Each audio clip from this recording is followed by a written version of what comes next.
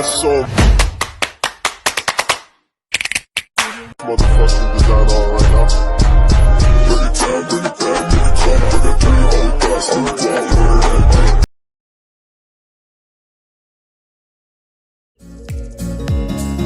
Baiklah, konsep konsumsi dalam Islam. Pengertian konsumsi. Konsumsi adalah suatu bentuk perilaku ekonomi yang asasis dalam kehidupan manusia. Setiap makhluk hidup pasti melakukan aktivitas konsumsi, termaksud manusia. Pengertian konsumsi dalam ilmu ekonomi tidak sama dengan istilah konsumsi dalam kehidupan sehari-hari, yang diartikan dengan perilaku makan dan minum. Dalam ilmu ekonomi, konsumsi adalah setiap perilaku seseorang untuk menggunakan dan memanfaatkan barang dan jasa untuk memenuhi kebutuhan hidupnya. Adapun definisi konsumsi dalam Islam, yakni terdapat perbedaan di antara para pakar ekonomi. Namun, konsumsi secara umum didefinisikan dengan penggunaan barang dan jasa untuk memenuhi kebutuhan manusia. Dalam ekonomi Islam, konsumsi juga memiliki pengertian yang sama, tetapi memiliki perbedaan dalam setiap yang melingkupinya. Perbedaan yang mendasar dengan konsumsi ekonomi konvensional adalah tujuan untuk mencapai dari tujuan konsumsi itu sendiri. Cara mencapainya harus memenuhi kaidah pedoman syariah Islamiyah. Selanjutnya, prinsip konsumsi. Prinsip konsumsi yang digariskan oleh Islam terdiri dari 7 prinsip, yaitu pertama, prinsip halal dalam konsumsi melibatkan pematuhan terhadap aturan-aturan Islam terkait dengan makanan, minuman, dan barang-barang konsumsi lainnya. Kedua, prinsip keadilan. Islam mengajarkan keadilan dalam semua aspek kehidupan termasuk dalam konsumsi, memastikan bahwa distribusi sumber daya dan barang-barang dilakukan dengan adil. Ketiga, prinsip keberkahan.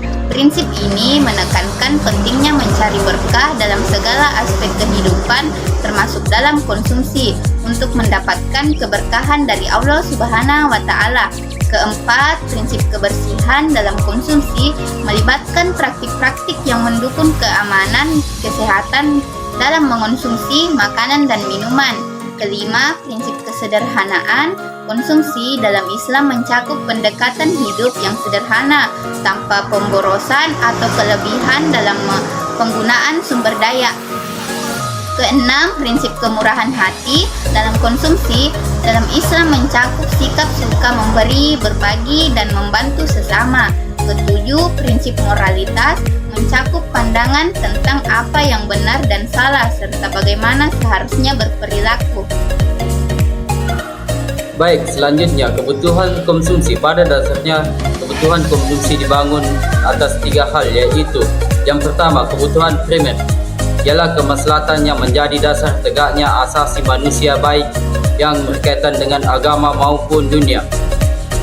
Yang kedua, kebutuhan sekunder. Kebutuhan ialah segala sesuatu yang oleh hukum syar'i tidak dimaksudkan untuk memelihara 5 hal pokok tadi, akan tetapi dimaksudkan untuk menghilangkan kesulitan, kesusahan, kesempitan, dan berhati-hati terhadap 5 hal pokok tersebut. Dan yang ketiga, kebutuhan tersier. Kebutuhan tahsiniyat ialah tingkat kebutuhan yang apabila tidak dipertemui tidak mengancam eksistensi salah satu dari kelima pokok di atas serta tidak pula menimbulkan kesulitan. Norma atau etika konsumsi dalam Islam. Etika konsumsi memperhatikan prioritas dari kebutuhan. Secara mendasar kebutuhan manusia dikelompokkan menjadi 3, yaitu pertama, kebutuhan pokok. Kedua, kebutuhan akan suatu barang atau jasa. Ketiga, kebutuhan suatu barang untuk kemewahan. Berdasarkan 3 kelompok kebutuhan tersebut, maka agama Islam mengutamakan prinsip prioritas dalam memenuhi kebutuhan manusia tersebut. Prinsip prioritas tersebut sudah dijelaskan dalam Maqasid Syariah. Ia menjelaskan bahwa ketika konsumsi dalam Islam harus ia ukur dari kemampuan dalam memenuhi dan menjamin 3 kebutuhan pokok kehidupan manusia, yaitu daruriyah, hijiyah, dan tahsiniyah, tergantung pada tingkat kebutuhan mereka. Selanjutnya, mengkonsumsi halal dalam melakukan kegiatan konsumsi. Secara tegas dan jelas, agama Islam telah melarang umatnya untuk mengkonsumsi yang haram.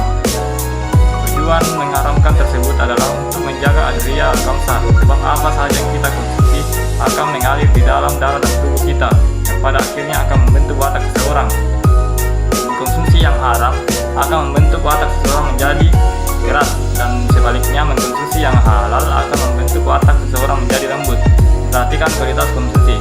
Dalam kegiatan konsumsi dan produksi, Islam tidak saja mengutamakan kehalalan dari suatu produk, tetapi juga memperhatikan kualitasnya. Kualitas dimaksud di sini adalah sebagaimana yang dijelaskan Allah dalam Al-Quran Al-Baqarah 168, yaitu halal dan thayyib. Itulah tadi sedikit pemaparan dari materi kami. Kurang dan lebihnya mohon dimaafkan. Jangan lupa